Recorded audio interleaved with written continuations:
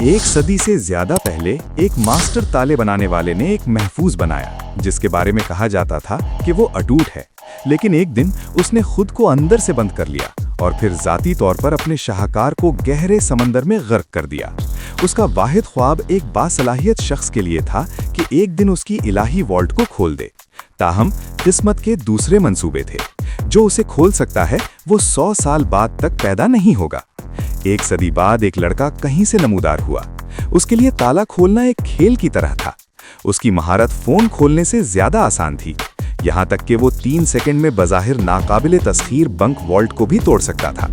उसने ऑनलाइन उन सेफ को खोलते हुए खुद की वीडियोज अपलोड की, लेकिन उसकी मायूसी की वजह से किसी ने उस पर तवज्जो नहीं दी। फिर एक दिन एक पुरस्कार ईमेल कहीं से नमूदार हुई। ईमेल में कहा गया, हम आपको इस अफसानवी सेफ का ठिकाना बता सकते हैं, लेकिन एक शर्त पर, आपको हमारा सालाना ज़ेरे ज़मीन ताला चुनने का मुकाबला जीतना होगा। जैक का इतने बड़े पैमाने पर होने वाले इवेंट में पहली बार शिरकत थी और माहौल नाकाबिले यकीन हद तक जानदार और हलचल से भरपूर था। वो थोड़ा सा घबराया और घबरा गया, जिसके नतीजे में वो 3 मिनट लेट हो गया। बहरहाल उसने अब भी आसानी से तीसरा मुकाम हासिल किया और काबिलियत के साथ अगले राउंड में पहुंच गए। अब उसे एतमाद महसूस हुआ और इस बार उसने एतमाद के साथ अपना दूसरा दौर शुरू किया। ताहम उसे उम्मीद नहीं थी कि इस बार ताले में एक म्यूजिक बॉक्स है। मधुर मौसीकी ने ताले में धाती प्लेटों की क्लिक करने वाली आवाज को मुकम्मल तौर पर नकाबपोश कर दिया, जिससे उसे खोलना नामुमकिन हो गया। तभी जैक ने अपने करीब एक आदमी को देखा। उस पर मौसीकी का कोई असर नहीं हुआ।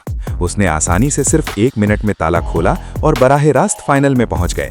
जैक ने करीब से देखा और महसूस किया कि ये कोई और नहीं बल्कि जॉन था, जो लॉक चुनने के मुकाबले का 10 बार का चैंपियन था।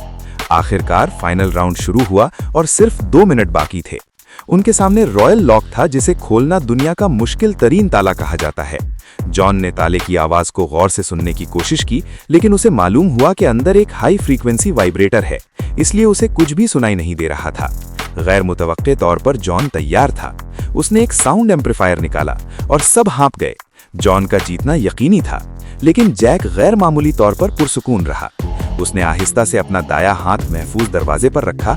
सामाइन का शोर सेफ की सतह पर इंतहाई बारीक कंपन पैदा करेगा और जैक का हाथ इन छोटे कंपनों को महसूस कर सकता था। सिर्फ 1 मिनट बाकी था, फिर भी जैक बेहरकत रहा। सबने सोचा कि उसने हार मान ली है। अचानक जैक ने काम किया। सिर्फ 7 सेकंड में उसने तीनों ताले खोल दिए। सेफ फौरी तौर पर खुल गई और एक नया ताला बनाने वाला पैदा हुआ।